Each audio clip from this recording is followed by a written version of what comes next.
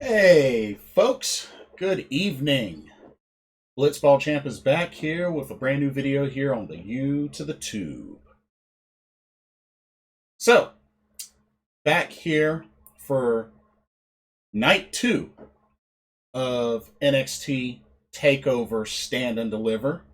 Of course, this was fully on Peacock instead of both Peacock and the USA Network. But yeah, Thursday nighter, night two of this takeover, which has been a pretty good takeover so far. But tonight they really did some things tonight. So just kind of want to get into discussion on night two. So the pre-show for night two was actually a tag team match, putting the tag team of Killian Dane and Drake Maverick going up against Breezango. Um, I'm still not a big fan of this Killian Dane Drake Maverick tag team. It's kind of goofy. I really would like to see Killian Dane more of a single star, but yeah. Wasn't a long match. Killian Dane and Drake Maverick actually got the victory, and with them getting this victory, they have earned an opportunity for a future NXT Tag Team Championship match. So, don't know when that's going to be. I don't think they've made any announcements, but they have that sealed. So, at some point, they're going to get a tag title match. So, that'll be interesting to see how that goes. But MSK are the new tag team champions, so they're going to have their hands full. Definitely going to have their hands full. But it's looking like that potentially, if it's not grizzled young veterans at some point, it's looking like Drake Maverick and Killian Dane are probably going to get the first title shot from winning this pre-show match. But we'll see how it goes. I'm pretty sure they're going to get their title shot soon. But yeah, so they got a tag title shot owed to them for winning this match. All right, kicking off the main card, we actually started off with the um, Unification NXT Cruiserweight Championship ladder match between champions Santos Escobar and Jordan Devlin. And this was a great match. This was definitely a great match. Both definitely went at it. And of course, Walking Wild and Raul Mendoza did interfere, which, it wasn't the ultimate end all be all from their interference because, in a way, Santos Escobar was like, okay, y'all have done your part now. I got it from here. Y'all can leave now. So it was kind of weird that they had it so that they didn't stay out there. Because, I mean, it's a no disqualification match. That's what a ladder match is. It's no disqualification. But just sent them to the back and they didn't come back out until after the conclusion. But definitely some good spots. And it was back and forth. Like I said, I'm not too big on Jordan Devlin, but I don't mind him, and I'm really not big on Santos Escobar. But when it was all said and done, after Jordan Devlin got put through a ladder, Santos Escobar takes down the title straps of both cruiserweight titles and is now the official undisputed NXT Cruiserweight Champion. And they had a segment at the end where the rest of the group came out to celebrate, and apparently Santos Escobar's 9-year-old son came out to celebrate with them. So that was a pretty neat segment at the end as they celebrated on the entry ramp. But once again, but I mean, after talking over with some friends, it does kind of make sense because I mean, I guess the idea was not for Jordan Devlin to be on NXT permanently. So it looks like he came here, dropped the titles, probably going to go back to NXT UK and go from there. I mean, there's a lot of stuff that they could throw Jordan Devlin in the mix for. I mean, you could throw him in the mix for the Heritage Cup or even the United Kingdom Championship. But yeah, so ultimately on paper it makes sense. I still think Isaiah Swerve Scott, should have been Cruiserweight champion long before now, but just just my opinion. But Santos Escobar is your undisputed NXT Cruiserweight Championship champion. But good ladder match. Good ladder match. Um, we next up had the NXT Women's Tag Team Championship match, where the champions Ember Moon and Shotzi Blackheart went up against the Ways, Candice LeRae and Indy Hartwell. And I have to say, I'm actually a fan of Indy Hartwell. I haven't seen a lot of her indie work, but I actually like Indy Hartwell. I think she's pretty dang on good in the ring. Um, and I hope to see her continue to grow more in WWE. And I think she definitely has potential. Um, I have to say, I marked out when I saw Shotzi and Ember hit Candice LeRae with the Thunder Express, one of the signature tag team double team moves that the Motor City Machine Guns use. And the Motor City Machine Guns are my all time favorite tag team. So I marked out like crazy when Shotzi and Ember hit the Thunder Express on Candice LeRae. Of course, she kicked out, but still, it was really cool to see that. But definitely, definitely enjoyed this match. It was just a little bit over 10 minutes. Could have been longer. Of course, I say that for a lot of these matches on these pay-per-views. They really need to be a good amount of time. Like at least 15 or more minutes.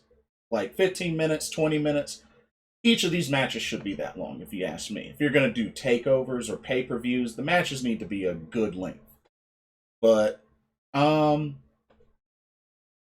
this was, let's see, Ember and Shotzi's second title defense, and ultimately they did get the victory. Although Ember Moon hit a double eclipse, I really feel like the way that they had it set up, just it didn't work out. I mean, it was pretty much a botch. I mean, they had Candice stacked up with Indy, and then she would do the eclipse, and it looked like Candice really took more of that eclipse. I really would have liked it if they did kind of like a double one where some way, somehow, Ember comes off the turnbuckle and catches both of them like side by side like that. I think it would have looked better if they would have positioned it right. They could have really made it look better. But of course, Indy Hartwell ended up taking the pin after eating the top rope senton from Shotzi. But yeah, Ember Moon and Shotzi Blackheart retain the tag titles. And you know what? I definitely feel like there's a good opportunity that they're going to have a run, decent tag title run. But overall, I was pretty pleased with the match itself. It just wish it could have been longer. Wish it could have been longer. That's the only thing. But I can't really complain too much. All right. Next up we had the North American Championship match as the champion Johnny Gargano coming out with Austin Theory sporting the War Machine uh, ring gear, which I believe a couple of takeovers before. I think he did Iron Man once before. It may have been like a couple of takeovers ago, but comes out rocking the War Machine gear. Um, and he defended the title against the winner of the Eliminator Gauntlet, Bronson Reed. Um, this match kind of was a little bit slow paced in the middle of the match, but it was still a good match. You know, Brunson Reed was definitely gonna look strong. I mean, he took the blunt of a lot of Johnny Gargano's offense, and it's to be expected considering, you know, Johnny Takeover shines at NXT Takeover. That's how he got his name. Not to, you know, look down on Johnny Gargano's wrestling ability. The dude is a phenomenal wrestler. But you know, we have to also look at Brunson Reed. You know, he's not one that has lost a lot of matches so far in NXT. I mean, there's been a few. I mean, with the exception of course, Karrion Kross and you know, this match. You know, he hasn't really lost that many matches. So I mean, Brunson Reed still looks strong, and I saw nothing less of what I expected in this match. It ultimately took two final beats from Johnny Gargano to get the victory. Um, but like I said, I don't think it's too big of a blemish on Bronson Reed because I think he still looked rather strong from this match. And who knows? You know, give it some time, continue to build him up. He'll be right back in championship contention before you know it. But good match. Definitely what I expected. And, you know, just a clash of styles, you know, clash of different sizes. You know, it was good. It was good. Um, then we had the first of the two-part main event. We had the NXT Championship match as the champion Finn Balor defended against Karrion Kross, accompanied by Scarlett. Um, this match I felt could have been longer. I mean, it was only about 16, 17 minutes. Uh, this match really should have been 25. But, you know, these two went back and forth. I mean, definitely another rare match so far that he's had in NXT to see Karrion Kross really look weakened and look like he had to really, you know, make a comeback and bounce back to eventually win the match. Because Finn Balor kept coming back and coming back. Even after hitting a coup de grace, still wasn't enough. And got Karrion Kross locked into the same submission that he made Kyle O'Reilly tap out to. Still wasn't enough. And just Karrion Kross just outpowered and just out battled his way to victory and was able to reclaim the NXT Championship. The same NXT Championship that he never officially lost. Of course, we all have to remember that he defeated Keith Lee originally to win that title for the first time, but then had to vacate it due to, I believe it was a separated shoulder. Um, so yeah, Karrion Kross is now a two-time NXT champion.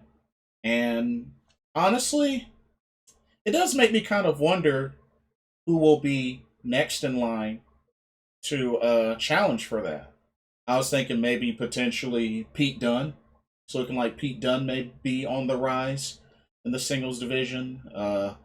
Maybe eventually Kushida, if he's not put into the Cruiserweight or North American title picture again. Or heck, maybe even Kyle O'Reilly. But we'll see. But does this look like maybe potentially the end for Finn Balor in NXT? Maybe push back to the main roster? I don't know about that. That's tough.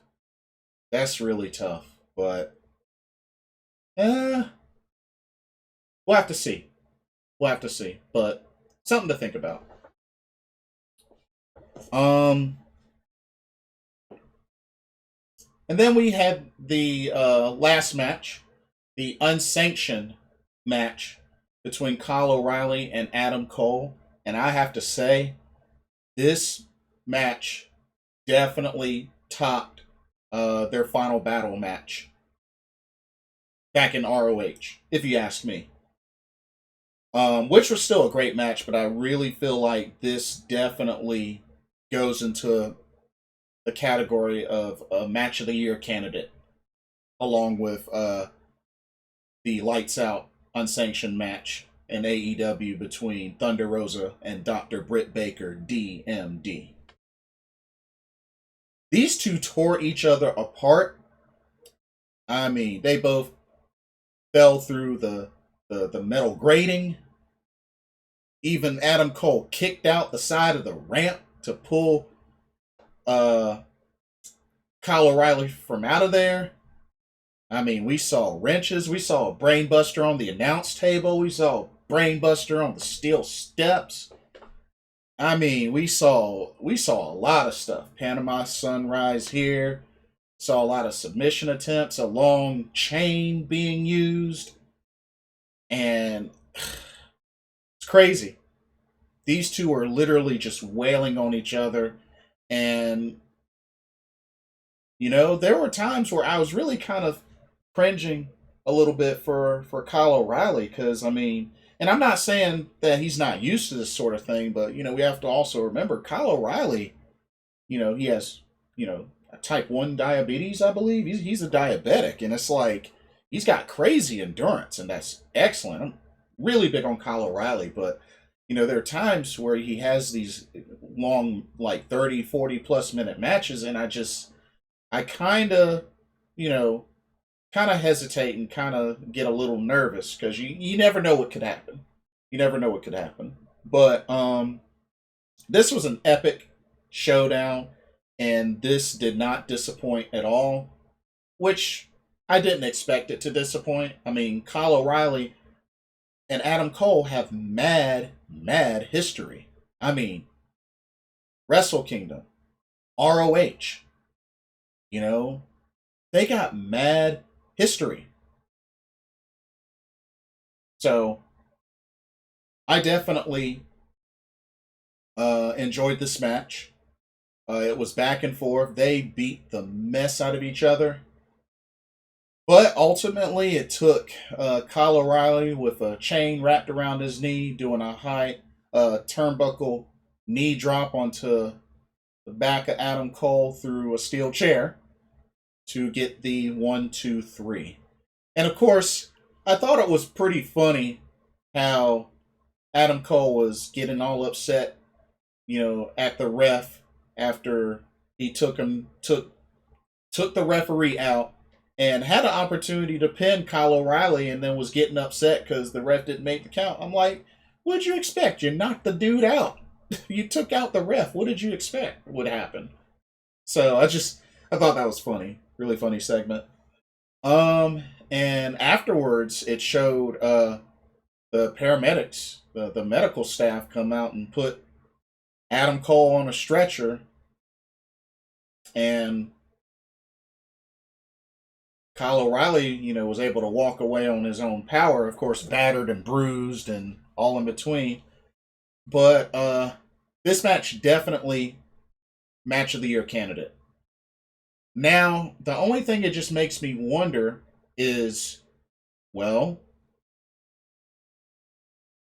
looking back at night one as well, I mean, could this potentially mean that, you know, people like Io Shirai, Finn Balor, Adam Cole get moved back to the main roster? I mean, realistically, Adam Cole is pretty much done. Pretty much all that he needs to do in NXT. I mean, and you can pretty much say the same for Io, which I still probably feel like Io is probably going to take some time off. You know, there was a hint at her potentially taking some time off, which well earned, well deserved. But I feel like with Adam Cole, something tells me that he's probably going to be maybe the main primary one that gets called up to the main roster. Pretty much just because, I mean, after having a match like this with Kyle O'Reilly, there's really no point in. Is there really a point in continuing this rivalry? So, I don't know. Something tells me Cole, maybe post WrestleMania, may get called up. And they're using this unsanctioned match ending as a way to write off Adam Cole. So we'll see what happens. But that's what I'm leaning towards. But for Finn is still kind of up in the air because we all saw how things went with Finn Balor when he went to the main roster, especially after he had became the first Universal Champion. So, yeah. And Io, honestly, part of me is scared for Io on the main roster because, I mean, part of me feels like, who knows, they may pair her up with Asuka. You know, could be a Triple Tails reunion. Or just flat out ruin her. Kind of like how they did Kairi Sane. I mean, after all, the best thing that Kairi Sane got out of the main roster was becoming women's tag team champion. So, yeah, I mean, we'll have to see what happens. We'll definitely have to see what happens. But this was a great takeover. 2-part, 2-night takeover. Like I said, we saw a few titles change. Like I said, we had a new NXT Women's Champion in Raquel Gonzalez. So the era for Raquel Gonzalez begins here, and it also makes me wonder how that'll impact the relationship with Dakota Kai. You know, are they gonna still keep that together, or maybe Dakota Kai might get jealous? You know what I mean? We'll have to see. MSK won the Dusty Tag Team Classic, and now won the tag team titles. And honestly, I hope they have a good run. I hope they have a really good run.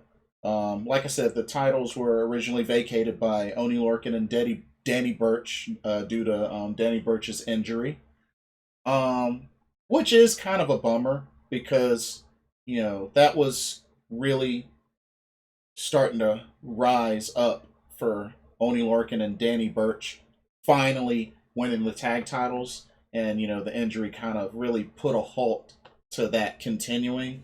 So hopefully at some point, because I like the combo of Oni Lorcan and Danny Burch. It's a good combo.